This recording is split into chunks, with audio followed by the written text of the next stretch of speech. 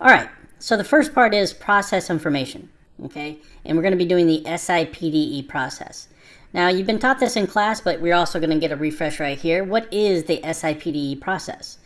It starts off with S, which stands for search. You want to constantly scan for potential hazards, and that means anything. Cars, pedestrians, potholes, anything that might actually be a hazard that you have to deal with. Number two, you want to identify. And the only way you can identify is by visually identifying it. That means you've got to be able to look at it directly to see exactly what it is in order for you to actually respond to it. Now, once you identify it, you want to move on to predict. And when we predict, you want to predict all potential outcomes of the hazard. Exactly what is that hazard going to do? How is it going to affect you? What is the worst case scenario? And what is the most probable scenario? And when you take all that information, you're going to go ahead and decide how you're going to deal with that potential hazard. Okay, so you must make a decision of how you will react to the hazard that would eliminate and or minimize potential risk. Okay, so if it's a pothole, you may want to straddle it. If it's too big to straddle, you may want to go around it. Or you may need to do other things in order to avoid contact with other vehicles around you.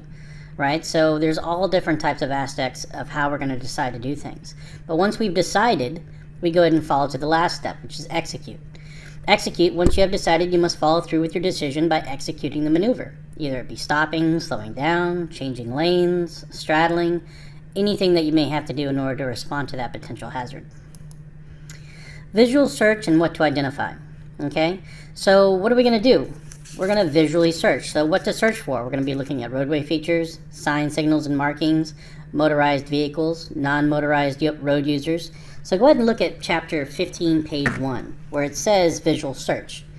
It says the key to seeing what is actually there is to develop a pattern to your search on the roadway. This will enable you to search more quickly and more efficiently. It also, when performed often, will develop into a visual habit that will diminish the probability that you may miss something.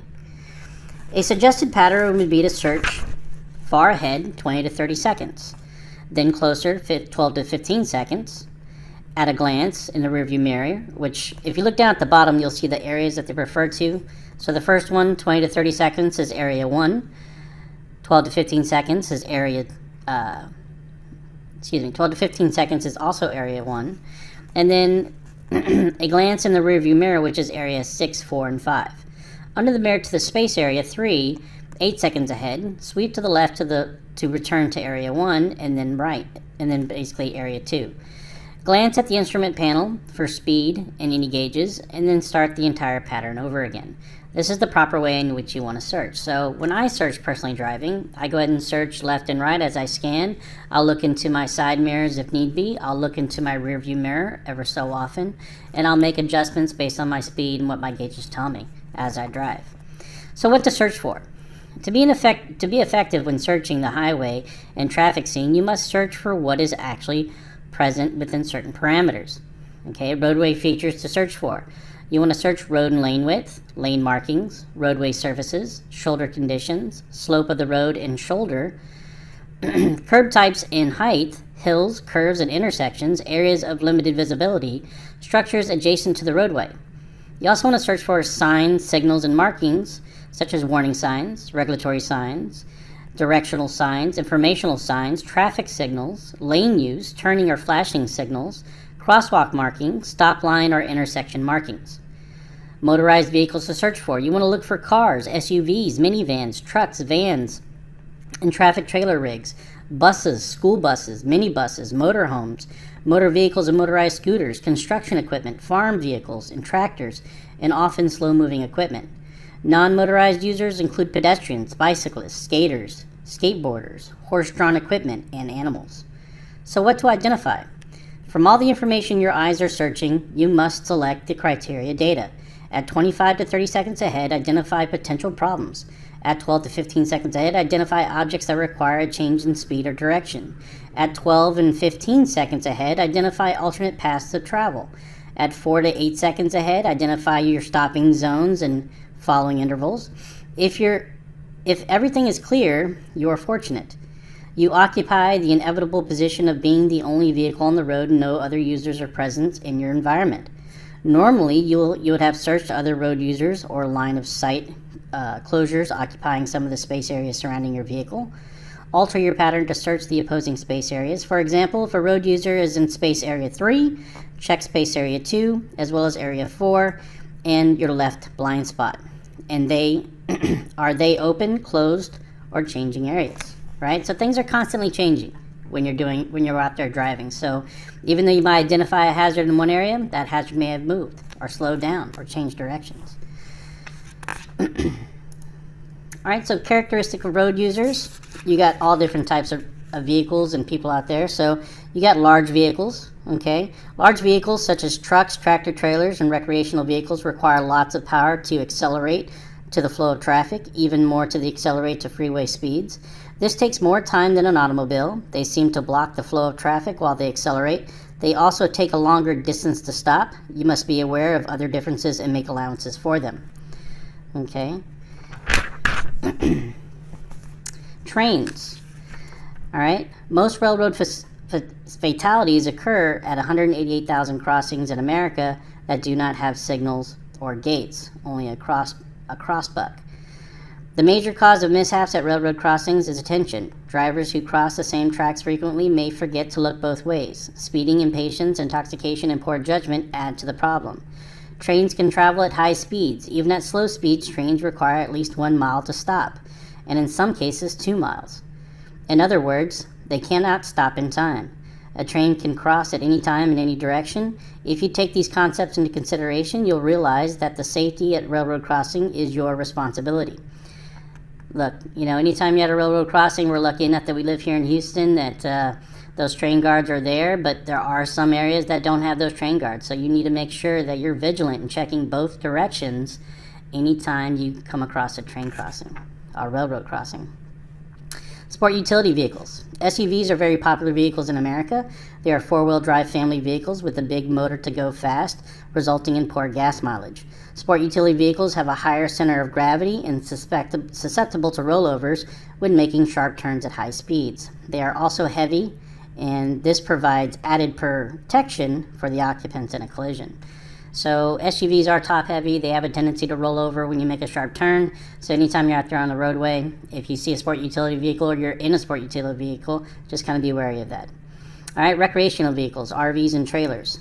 All right, these vehicles have the same problems as described in larger vehicles. However, they are not being driven by professionals who adapt to their limitations on a daily basis. As such, you should be more apprehensive of their performance. Countermeasures to reduce risk. You should leave a much longer following distance interval to diminish the blockage of your field of vision. Also, sudden braking can cause them to jackknife in front of you. Leave extra space for them when they are turning.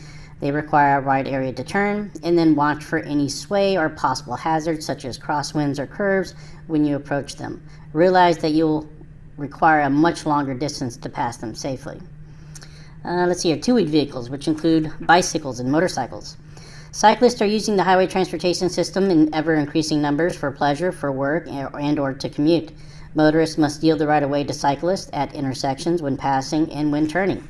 You have to understand that bicyclists are considered a car out there on the road, so they must follow the law as well as you must obey them, respect them in the manner in which they are another vehicle.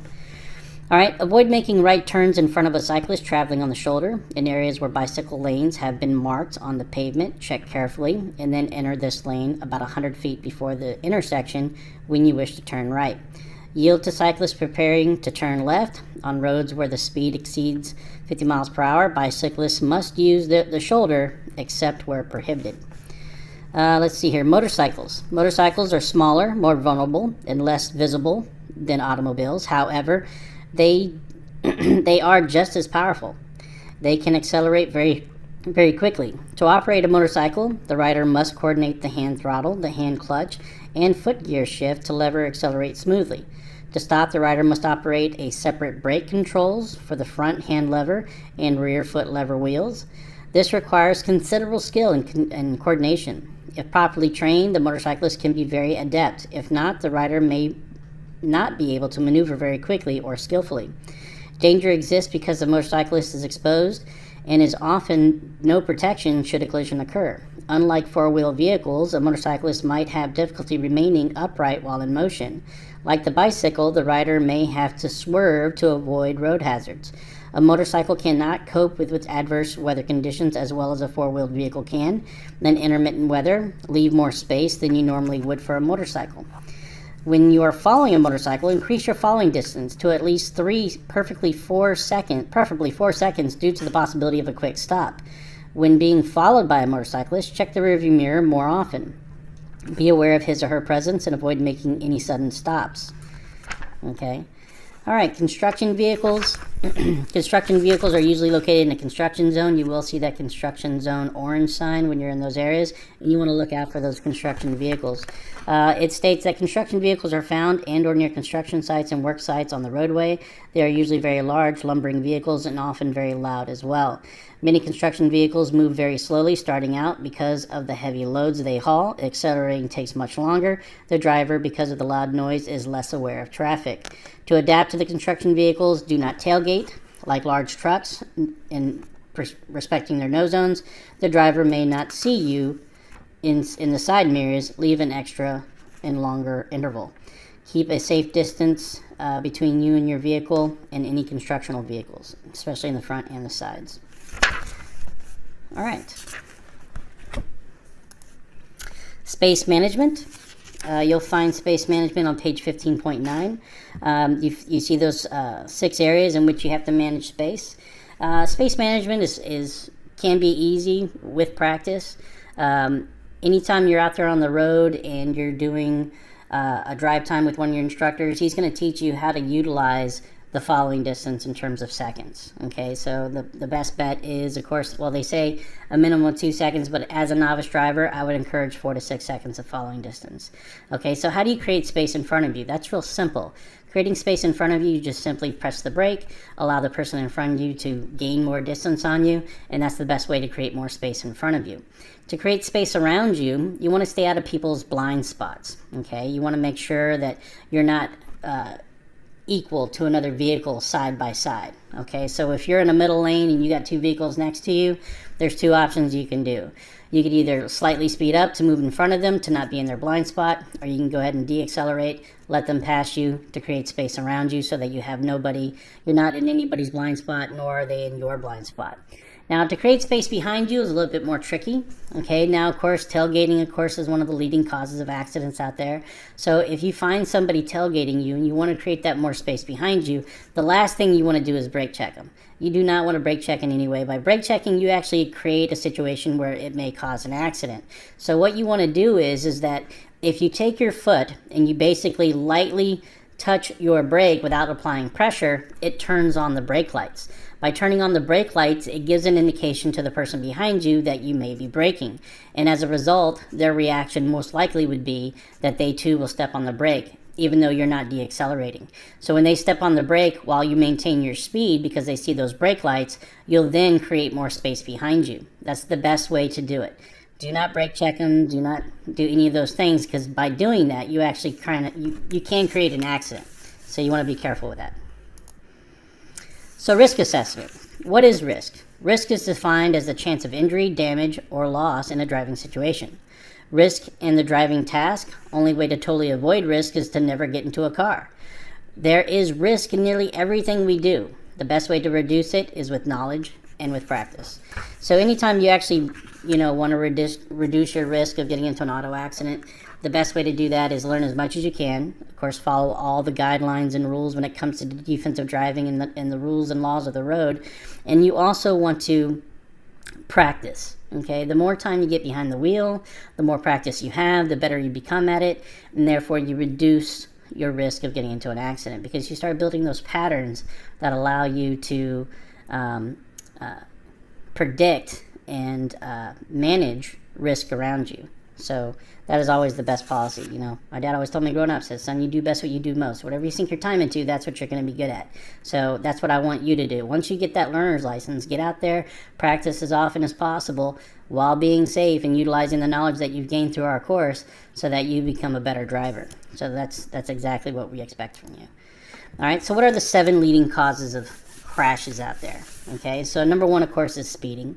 Right, the faster you go, the more dangerous it is. The longer it takes for you to stop, the less space you have in order to react to an actual hazard. So speeding, of course, is one of the leading causes of crashes. Now on the freeway, speeding is one of the leading causes of death, right? So the faster you go, the more likely you'll be involved in an accident that may cause death. So you definitely want to be careful and follow the speed limit restrictions out there on the road, and they're there for a reason, okay? And you don't have to always go the speed limit. You can go less than the speed limit, especially in adverse conditions, right? And in Houston, almost every time you get on the road, there's going to be some type of adverse condition, either it be heavy traffic or rain or fog or something that may actually reduce your vision and your traction out there on the road. So speed limits is just basically the limit in which you can go under ideal conditions, but under adverse conditions, you want to reduce that. So number 2 is failure to yield. Okay, anytime you have a yielding situation, which you'll be learning in this course, the 13 rules of right-of-way, if you fail to yield, you may ultimately cause an accident. Number 3, driving while intoxicated. Anytime you drink anything or even do drugs, any of that will actually affect your ability to drive. So anytime you negatively affect your ability to drive, you ultimately increase your risk of getting into an accident. Number 4, disregarding traffic signs or signals. If you don't pay attention and you miss that stop sign, you zoom through that intersection, you may end up getting into a car accident. So you got to be very careful. Number 5, following too closely. Okay, anytime you tailgate somebody because they're going too slow, you have to understand that you need space in order to react to a sudden hazard or them braking themselves. So that reaction time, that second and a half that you need, you're gonna eliminate that if you tailgate. Okay, so the moment they hit their brakes, you're not going to have enough time to react. You're not going to have enough time to actually slow down to the point where you can stop safely, and you're going to cause an accident. So don't ever tailgate anybody, and then also don't cut people off, which ultimately leads to that following too closely. All right, improper turns. You always want to make sure you have your blinker on 100 feet prior to a turn. You want to make sure you stay in your lane when turning. You do not want to turn. You do not want to change lanes within intersections. You want to make sure that you check your blind spots, look for bicyclists, pedestrians, and all the other scenarios before you make that turn. So improper turns is one of the leading causes of accidents out there. And of course, unsafe passing. You know, anytime you're on a two-way road and you need to pass another vehicle in front of you, anytime you're near a hill, an intersection, a curve, anything that'll affect vision, it's going to be an unsafe situation. So look at the road that you're on. Is it a dashed yellow line? If it's a dashed yellow line, then that means you have the ability to pass the person in front of you, but at the same time you still got to yield to traffic that is coming towards you. Okay, now if it's a dashed white line, then you always want to pass on the left. You do not want to pass on the right. Let's see here. And of course, honorable mention, of course, is distracted driving. Texting, talking, looking away from the road. Anything that would actually distract you from inside the car, outside the car, to keep you from looking at the road ahead or concentrating at the task at hand, which is driving, it'll definitely increases your chances of getting into an auto accident. So novice drivers. Who is a novice driver? Ultimately, you are a novice driver. If you're a teen, you are a novice driver. You do not have enough experience in order to be considered an experienced driver. All right, so anyone who lacks experience driving a car and is considered a learner are just beginning. Teens are considered to be novice drivers. Novice drivers must utilize risk reduction techniques in order to avoid minimizing risk while driving. So the techniques that you learn in this class, especially defensive driving techniques, is going to keep you safe out there, right? So knowing the rules, knowing the laws, and knowing what is safe is priority in order to keep you out of that car crash, because the leading cause of death for teenagers ultimately is car accidents, and we want to avoid that. So risk reduction techniques, okay? If you look at page 15.13, you'll see a laundry list of risk reduction techniques, but these are the major ones, okay? So knowing and applying Texas laws, utilizing driver preparation procedures, wearing seatbelt, helmets, and following safety guidelines, applying driver readiness techniques. Okay, driver readiness means that you're not under the influence of alcohol or drugs, you're not sleepy and tired, you're not sick and ill. You are basically in prime condition in order for you to get behind that wheel and drive. You using a balance and control technique. So anytime you're in a skid or in a situation where you're losing control of your vehicle, you're going to use proper balance and control techniques in order to stay safe. Okay, applying the SIPD while driving. This is paramount. It's very important. You constantly search. You constantly looking to identify potential hazards. You're going to predict those hazards. You're going to decide what you're going to do, and you're going to execute it in a safe and efficient manner. Number 7, using space awareness and management techniques while driving. We talked about a little bit about space management, right? How to create space in front of you, behind you. You don't want to be anybody's blind spot, so that's very important. Number 8, reduce and eliminate distractions while driving. You want to put those cell phones away. You want to put it on silent. You do not want to be talking to passengers. You do not want to be getting into arguments or anything else while driving your vehicle. You want to make sure that you're focused at the task at hand. Do not look at anything that distracts you from driving and looking in front of you, checking your blind spot, or looking in the rearview mirror. So it's very important that you're aware of all of your surroundings while driving. So you definitely want to reduce and eliminate distractions. All right, so risk environments. What kind of risk environments are we going to see out there?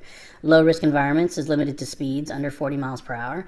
Traffic flow is minimal and weather is ideal, right? So you maybe find yourself sometimes out there where the sun is shining, the roads are dry, there's little to no traffic, you're driving less than 40 miles per hour. That would be considered low risk, all right? But the risk is still there. Moderate risk environments, same as above, but limited to 60 miles per hour. And of course, high risk is anything above 60 miles per hour, anything that could be considered adverse weather conditions. If you're in heavy fog, rain, snow, anything that will affect vision and traction, it automatically goes into a high risk environment. And then of course, if traffic is heavy and congested. All right, intersections. There's all different types of intersections. There's traditional and non-traditional. So if you look at chapter 16, now we're looking at 16, which is risk environments. And there's different characteristics of risk environments that we just talked about, low, moderate, and high risk. All right, but intersections, okay? Traditional intersections include uncontrolled intersections, intersection roads with lesser or greater number of lanes, intersection roads with different pavement surfaces, T-intersections, and intersecting public road with private road, like pulling out of a parking lot, like at All Ages Driving School. Now, non-traditional intersections include railroad grade crossings, U-turns, 2-point turns, 3-point turns, driveway intersections with the street, path of travel restrictions caused by parked vehicles and other road users, like school buses, special areas like school zones, parks, recreational centers, and of course, increase in the type of flow of traffic that changes with the risk environment. Okay. These are the rules of right-of-way when you're out there driving on the road. So number 1, at controlled intersection, yield to signs and signals. So obviously stop sign, yield sign, red light, things of that nature. Number 2, road with fewer lanes, yield to roads with more lanes. So if I'm on a road and it's let's say it's a side street, 2-lane road, 2-way, and I'm driving up towards a larger street like Shaver, which is 4-lane road, okay, anytime a 2-lane intersects with a 4-lane road, you must yield to the 4-lane road, okay? So the 4-lane road cars are not going to stop for you. You have to stop for them and then merge in safely. All right, 3, unpaved roads yield to paved roads. So if you're coming off a dirt road onto a paved road, obviously you want to yield to any cars coming your way. Number 4, at uncontrolled intersections, yield to cars on your right. Okay, now anytime you're at an uncontrolled intersection, you want to treat it like a 4-way stop sign. You want to stop, and of course you want to look both ways. But one of the rules I kind of tell my students to do, that you have to understand that even though you may have the right of way and there's a car approaching, you want to make sure that that car stops first prior to you going. Once they stopped, you can see that they're going to be yielding, then you can go ahead and apply your right of way and go. All right, number 5. When turning left, yield to oncoming traffic. So if you're at an intersection where you see a solid green light, but you're in the turn lane and it's not an arrow, any oncoming traffic that's coming towards you, you want to make sure you yield to them before turning left. Same thing if you're in a center lane for turning only, any oncoming traffic that's coming and you're turning into a business, you want to make sure that you yield the right of way for them. Okay. Let's see here. Number 6. Private roads, alleys, driveways yield to cars on public roads. So when you pull out of your driveway in the morning, you got to yield to cars already on the road. If you pull out of All Ages Driving School parking lot onto the main road, you got to yield to cars already on public roads. So anything from private to public must yield.